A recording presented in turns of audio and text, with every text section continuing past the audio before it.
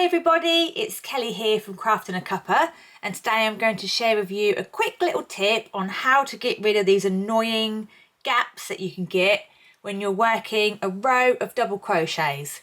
Now this tutorial is in US terms, so if you do a double crochet row, you often chain 3 and then turn your work and put a double crochet back into the next stitch. But when you do that, it leaves these annoying little gaps. As you can see, like, what are they? We don't want them. So I've got a quick little tip to show you how to get rid of those and make it look a bit neater. So I've come to the end of my row. What I'm going to do is turn my work and place a single crochet in the very first stitch. Now you've got 2 loops here that you can see. You're going to work into this first loop only.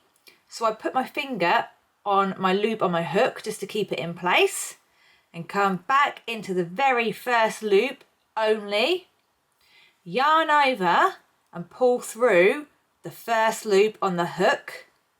You might need to give it a little wiggle. That's it, just the first one. You've still got 2 loops on your hook. Yarn over and pull through both of those loops, and that's it. And then you can continue doing your double crochets across your row. I'm going to show you what it looks like when you get to the other end of your row. Okay, so I've just placed my double crochets across my row and I've got 1 stitch left to make.